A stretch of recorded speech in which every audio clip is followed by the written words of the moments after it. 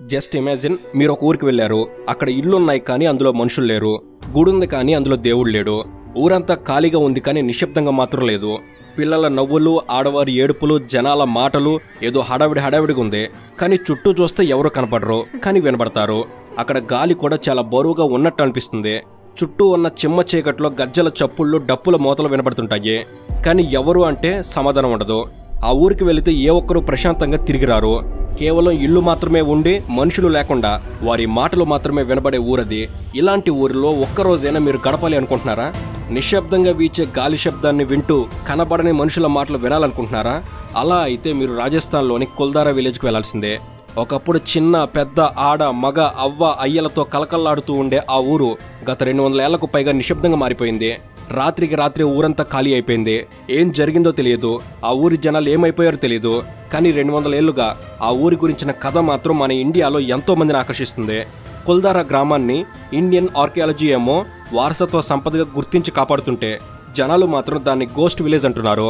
కనుక దీని వెనక దాగి ఉన్న పూర్తి విషయాల్ని మనం తెలుసుకునే ప్రయత్నం చేద్దాం. అసలు మనుషులతో కలకల్లాడుతున్న ఊరు ఎందుకని గోస్ట్ విలేజ్గా మారింది? కుల్దారాలో అప్పటి వరకు ఉన్న జనం ఏమైపోయారు?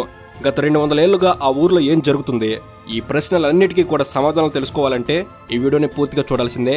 రండి గోస్ట్ విలేజ్లో హంటింగ్ చేసి వద్దాం. సో లేట్ చేయకుండా let's get into the video.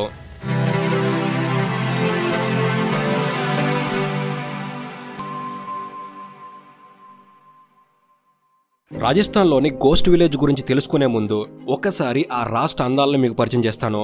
Rajasthan ఇది కేవలం ఒక రాష్ట్రం కాదు, ఒక కలల ప్రపంచం. ఈ భూమిలోని రాజుల చరిత్ర, రంగురంగుల సంస్కృతి, బంగారు ఎడారులు, ఆకాశాన్ని తాకే కోటలు, ఆడంబరమైన రాజ్ మహల్లు అన్నీ కలిసి ఒక మాయాజాలాన్ని సృష్టిస్తాయి. ఇక్కడ ప్రతి రాయి మనకొక చరిత్ర చెప్తుంది. ప్రతి గాలి పాత కథలను మనతో గుసగుసలాడుతుంది. రాజస్థాన్ అంటే రాజుల భూమి. ఇక్కడ మేవాడ్, మార్వాడ్, షకావతి వంటి ప్రాంతాలు రాజపుత్రుల శౌర్యాన్ని, గర్వాన్ని చూపుతాయి. ఇక్కడ ప్రకృతి అందాలు అద్భుతం. తారు డిజర్ట్లోని బంగారు ఇసుక దిబ్బలైతే సూర్యాస్తమయంలో మెరిసిపోతాయి. ఒంటెల మీద సవారీ చేస్తూ రాజస్థానీ ఫోక్ సంగీతం వింటూ ఆ ఎడారి మధ్యలో గడిపే రాత్రి ఒక జీవితకాల జ్ఞాపకం. జైసల్మేర్, బికనేర్ వంటి నగరాలు ఎడారి మధ్యలో రత్నాల్లో మెరుస్తాయి.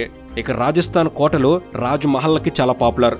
Jaipur pink city, Hawa Mahal, city palace, Amber fort వంటివి రాజపుత్రుల వాస్తు శిల్పానికి ఉదాహరణలో. ఉదయ్పూర్లోని లేక్ ప్యాలెస్, జగమందిర్, సరస్సుల మధ్యలో ఉన్న రాజమహల్లు రాజకీయ రొమాన్స్ ను గుర్తు చేస్తాయి. జోధపూర్లోని మెహరంగఢ్ ఫోర్ట్ ఆకాశాన్ని తాకుతూ నీలిరంగు ఇళ్లతో చుట్టుముట్టిన నగరాన్ని కాపాడుతుంది. ఇక చిత్తర్గఢ్ ఫోర్ట్ రాణి పద్మావతి కథలు చెప్పే చరిత్రకు సాక్ష్యంగా ఉంది. ఇక సంస్కృతి, ఉత్సవాలు రాజస్థాన్ని మరింత అందంగా చేశాయి. రంగురంగుల టర్బన్లు, గాగ్రా చోలీలు, రజపుత్ గడ్డాలు ఇక్కడి ప్రజలను మరింత కలర్ఫుల్ చేస్తాయి.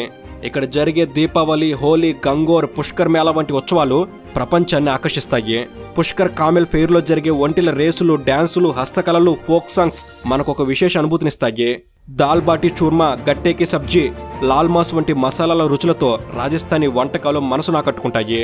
అందుకే రాజస్థాన్ ఒక ప్రయాణం మాత్రమే కాదు, ఒక భావోద్వేగం. ఇక్కడ సూర్యోదయాలు ఆశలు రేపితే, సూర్యాస్తమయాలు కలలు కనేలా చేస్తాయి.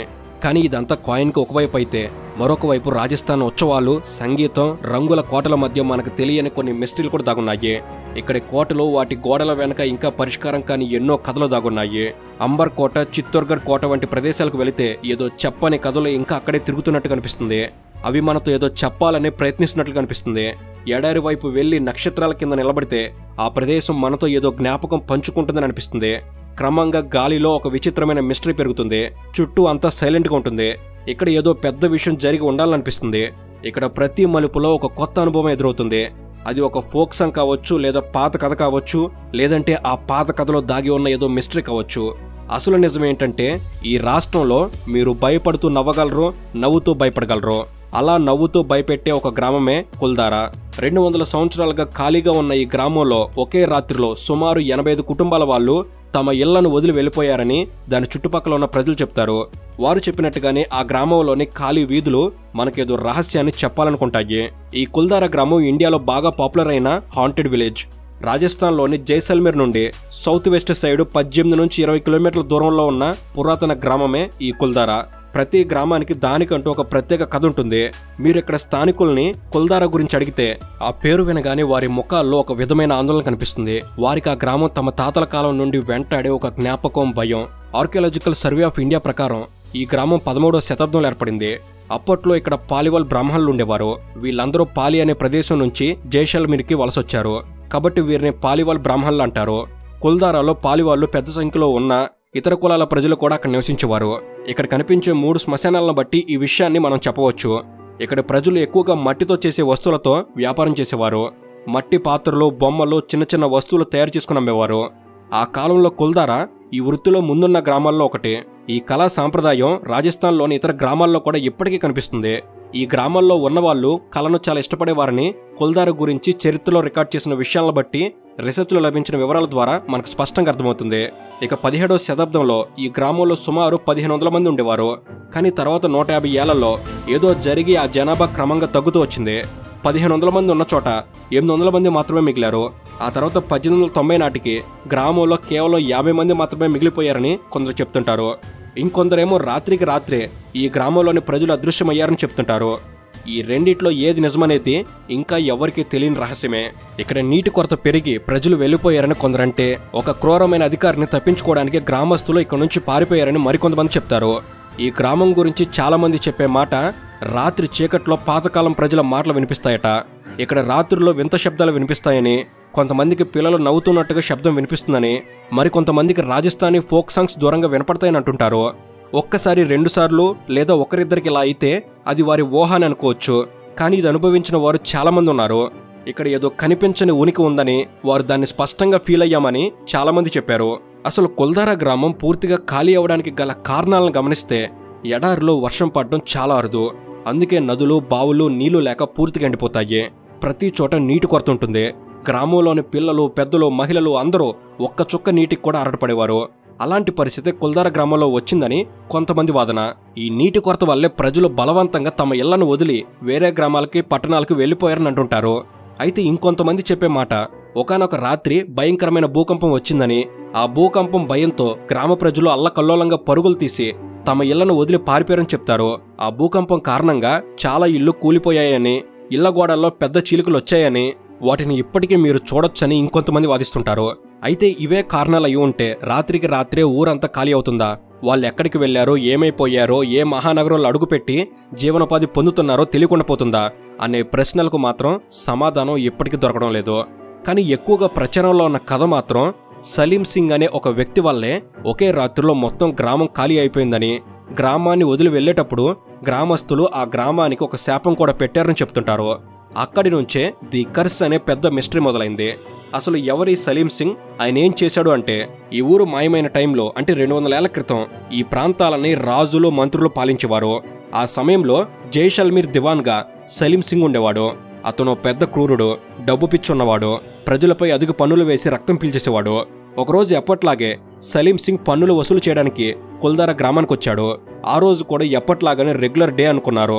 కానీ అనుకోకుండా సలీం సింగ్ కన్ను కుల్దారా గ్రామ పెద్ద కూతురిపై పడింది. ఆమెను తన వద్దకు పంపాలని దివాన్ అడిగాడు. దానికి గ్రామ పెద్ద అంగీకరించలేదు. దీంతో ఆగ్రహించిన సలీం సింగ్, గ్రామ పెద్ద గనక అతని కూతుర్ని తన దగ్గరకు పంపకపోతే ఆ గ్రామంలోని వారిపై భయంకరమైన పన్నులు వేసి పీడించి, హింసించి చంపుతానని బెదిరించాడు. సలీం సింగ్ చాలా క్రూరమైన మొండివాడని అందరికీ తెలుసు. అతను అనుకున్నది చేస్తాడని, గ్రామ పెద్ద కూతుర్ని అతనితో పంపకపోతే గ్రామం మొత్తానికి కష్టం వస్తుందని ప్రజలకు భయం వేసింది. అంతేకాదు సలీం సింగ్ కోపం వల్ల గ్రామంలోని మిగతా అమ్మాయిల భవిష్యత్ కూడా ప్రమాదంలో పడుతుందేమో అన్న ఆందోళన అందరిలో కలిగింది. అప్పుడు ఆ గ్రామ పెద్ద తన కూతుర్ని, మన గ్రామం కోసం, మన మనుషుల కోసం నువ్వు అతనితో వెళ్ళగలవా, ఈ త్యాగం చేయగలవా అని అడిగాడు. దానికి ఆమె తన వారి కోసం సరే అని ఒప్పుకుంది కూడా. కానీ గ్రామస్తులు మాత్రం ఆ అమ్మాయి అతనితో వెళ్లడానికి ఒప్పుకోలేదు. మేము ఈ అమ్మాయిని ఆ రాక్షసుడి దగ్గరకు పంపడానికి ఒప్పుకోమని గట్టిగా అరిచారు. దాంతో టైం చాలా తక్కువగా ఉండడంతో ఆ రాత్రే ఆ గ్రామ పెద్ద గ్రామంలోని అందరితో కలిసి ఒక ధైర్యమైన నిర్ణయం తీసుకున్నారు. ఈ రాత్రే మనమందరం ఈ గ్రామాన్ని విడిచి వెళ్ళిపోదాం. ఇక్కడ ఉండటం వల్ల మన జీవితం నాశనం అవుతుంది. ఈ గ్రామానికి మన అవసరం లేదు, మనకు ఈ గ్రామం అవసరం లేదు, అలాగే మనకు సలీం సింగ్ కూడా అవసరం లేదని చెప్పడంతో గ్రామం అంతా అతనితో ఏకీభవించి ఆ రాత్రి అందరూ వెళ్లిపోవడానికి రెడీ అయ్యారు. తోచిన వాళ్ళు వాళ్ళకు అవసరమైన సామాన్లు సర్దుకుంటూ, పశువులను కూడా తమతో తీసుకెళ్లడానికి ఏర్పాట్లు చేసుకుంటూ ఉండగా ఈ విషయం సలీం సింగ్ గాడ్లకు తెలిసిందే. వాళ్ళు ఈ విషయాన్ని సలీం సింగ్కి చెప్పగా అతను వెంటనే గ్రామానికి వచ్చి కనబడిన వారిని గట్టిగా కొట్టడం మొదలుపెట్టాడు. కొంతమందిని చంపాడు, వారి ఇళ్లను తగలబెట్టాడు. దొరికిన అమ్మాయిలు దొరికినట్టుగా పట్టుకొని తనతో తీసుకెళ్లిపోయాడు. కలకల్లాడుతున్న గ్రామాన్ని శ్మశానం చేశాడు. ఇక ఆ కాలరాత్రిలో మిగిలిన వాళ్ళు ఈ గ్రామాన్ని చూసి తట్టుకోలేక అక్కడి నుంచి వెళ్లిపోవాలనుకున్నారు. అలా వాళ్ళు కుల్దారా గ్రామాన్ని విడిచి వెళ్తూ కొంతమంది పెద్దలందరూ కలిసి ఒక హోమం చేశారు. ఆ హోమంలో తమ రక్తం కొద్దిగా కలిపి మంత్రాలు జపిస్తూ శాపం పెట్టారు. ఈ రోజు నుండి ఈ గ్రామంలో ఎవరూ స్థిరంగా నివసించలేరు. ఎవరైనా ఇక్కడ శాశ్వతంగా ఉండే ప్రయత్నం చేస్తే వారి కుటుంబం నాశనం అవుతుంది. ఇక్కడ ఎప్పటికీ జనావాసం ఉండదు. ఇక్కడికి వచ్చిన వాడు రాత్రి గడిపితే మా ఆత్మలు వదలవు అంటూ శాపం పెట్టారని చెప్తుంటారు. ఆ కాలంలో పెట్టిన శాపం ఇప్పటికీ కుల్దారాలో అమలవుతుందని చాలా మంది నమ్ముతారు. ఈ శాపం వల్లే ఇక్కడ ఎవరూ ఎక్కువసేపు ఉండలేరని స్థానికులు చెప్తారు. అందుకే కుల్దారా ఇవాళ కూడా ఖాళీగా ఒంటరిగానే ఉంది. కొంతమంది దీనిని హాంటెడ్ ప్రాంతం అంటారు, ఇంకొందరు ఇది కేవలం కథలేనని అంటారు. అయితే బ్రిటిష్ కాలంలో కొందరు గ్రామాన్ని మళ్లీ నిర్మించాలని ప్రయత్నించారు, కానీ అందరూ ఒక్కొక్కరుగా రహస్యంగా చనిపోయారు. 1960లలో రాజస్థాన్ ప్రభుత్వం కొంతమంది కుటుంబాలను ఇక్కడ ఉండడానికి పంపింది, కానీ 2 వారాల్లోనే వాళ్ళు పిచ్చి పట్టినట్టు పరిగెత్తుకొచ్చి వెళ్లిపోయారు. ఇక 1980లలో ఒక రియల్ ఎస్టేట్ వ్యాపారి ఇక్కడ రిసార్ట్ కట్టాలనుకున్నాడు, కానీ నిర్మాణం మొదలయ్యాక రోజు రాత్రి మిషన్స్ పాడైపోతూ కార్మికులు గాయపడుతూ ఉండేవారు. చివరికి ప్రాజెక్ట్ని క్యాన్సిల్ చేశాడు. ఇప్పటికీ రాత్రి 6 గంటల తర్వాత ఎవరిని గ్రామంలోకి అనుమతించరు. ఎందుకంటే కుల్దారాకు ఎవరైనా వెళ్తే అక్కడ ఏదో వింతగా విచిత్రంగా అనిపిస్తుందని, ఎవరూ కనిపించకపోయినా ఎవరో మీ చుట్టూ తిరుగుతున్నట్టుగా అనిపిస్తుందని చెప్తుంటారు. పిల్లల ఏడుపు, గిన్నెలు కొట్టుకునే శబ్దాలు, అమ్మాయి నడుస్తున్న శబ్దం, రాత్రి వేళల్లో గ్రామం మధ్యలో దీపాలు ఆరిపోకుండా మెరుస్తూ కనిపించటం, కొందరు ఫోటోల్లో పాత దుస్తులు ధరించిన వ్యక్తుల నీళ్లు కనిపించని చెప్తారు. అంతేకాదు సలీం సింగ్ బలవంతంగా తీసుకెళ్లాలనుకున్న ఆ అమ్మాయి గ్రామం నుంచి పారిపోయిందని, కానీ కొద్ది రోజుల తర్వాత ఆమె తిరిగి వచ్చిందని, తనకు తన గ్రామ పరిస్థితి చూసి తన వాళ్లకు జరిగిన అన్యాయం చూసి ఆమె అక్కడే ఏడ్చి చనిపోయిందని చెప్తారు. అందుకే ఆమె ఆత్మ ఇప్పటికీ కుల్దారాలో తిరుగుతుందని అంటారు. రాత్రి చంద్రకాంతిలో కొందరు ఆమె నీడను చూసినట్టుగా ఆమె ఏడుపు, ఆమె కేకలు, ఆమె పిలుపులు గ్రామంలో ఇంకా వినిపిస్తాయని కొన్ని కథలున్నాయి. అయితే కొన్ని దశాబ్దాలుగా ప్రతి ట్రావెలర్, రీసెర్చర్ లేదా లోకల్ వాళ్ళు కుల్దారాలో ఏదో వింత అనుభవిస్తున్నారని చెప్పడం కామన్ అయింది. కొంతమంది అవి పారానార్మల్ సౌండ్స్ కాదు, కేవలం గాలి వలన వచ్చే శబ్దాలే అవి అని వాదిస్తుంటారు. ఈ గ్రామంపై ఉన్న ఆసక్తితో చాలా మంది పారానార్మల్ ఇన్వెస్టిగేటర్లు, హిస్టరీ ప్రేమికులు కుల్దారాను చాలాసార్లు విజిట్ చేశారు. ఒక సోషల్ గ్రూప్ అయితే కుల్దారాలో నిజంగా ఏముందో తెలుసుకోవడానికి అక్కడికి వరుసగా వెళ్ళింది. కుల్దారాకు వెళ్లిన ప్రతిసారి వారికి ఏదో వింత అనుభూతి కలిగిందంట. అక్కడ ఒంటరిగా లేనట్టు, ఎవరో తమతో కలిసి ఉన్నట్టు అనిపించిందట. అలాగే ఒక లేడీ ఇన్వెస్టిగేటర్ చెప్పిన దాని ప్రకారం ఆమె గ్రామానికి వెళ్ళినప్పుడు గ్రామం మధ్యలో ఉండగా ఒక చిన్నపిల్ల నవ్వినట్టు వినిపించిందట. కానీ వెనక్కి తిరిగి చూసినప్పుడు అక్కడ తన టీం వాళ్ళు తప్ప ఎవరూ లేరని ఆ ఇన్వెస్టిగేటర్ తన అనుభవాన్ని చెప్పింది. ఇక ఈ గ్రామం చుట్టూ ఒక గోడ ఉంటుంది. సాయంత్రం అయితే చాలు ఆ గోడకున్న గేటు మూసేస్తారు. దీనిలోకి ఎవరిని వెళ్ళనివ్వరు. గ్రామంలో ఎత్తైన ప్రాంతానికి వెళ్లి చూస్తే గ్రామం మొత్తం కనబడుతుంది.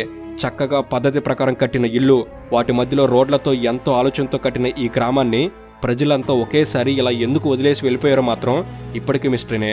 ప్రస్తుతం ఈ గ్రామం భారత ఆర్కియాలజీ విభాగం ఆధీనంలో ఉంది. దీని వారసత్వ సంపదగా గుర్తించిన ప్రభుత్వం దీని బాగోగులు చూసుకుంటుంది. ఏది ఏమైనా ఈ భయానకమైన కథ నిజమో కాదో తెలియదు, కానీ ఒకప్పుడు సకల సౌకర్యాలతో నిండుగా ప్రజలతో కలకల్లాడిన ఈ గ్రామం ప్రస్తుతం మాత్రం ఖాళీ ఇల్లు, మొండి గోడలు, సన్నటి ఇసుక దారులతో నిర్మానుష్యంగా ఒక గోస్ట్ విలేజ్ లాగా మారిన మాట మాత్రం నిజం. మీలో ఎంతమందికి ఈ గోస్ట్ విలేజ్ని చూడాలనిపిస్తుందో కామెంట్స్ చేయండి. అలాగే మీకు తెలిసిన ఇలాంటి గోస్ట్ విలేజ్ల గురించి మీ అనుభవాన్ని మాతో పంచుకోండి. సో ఇది ఫ్రెండ్స్, అండ్ ఇలాంటి మరిన్ని ఇన్ఫర్మేటివ్ వీడియోస్ని ఇక నుంచి వెంటనే తీసుకురాబోతున్నాం. ప్రతిదీ మీ వరకు చేరేందుకు, ఏది మిస్ కాకుండా ఉండేందుకు మన తెలుగు నాలెడ్జ్ ఫ్యామిలీలో మీరు కూడా భాగం కండి. సబ్స్క్రైబ్ చేసుకుని సపోర్ట్ చేయండి. Thank you for watching. Have a good day.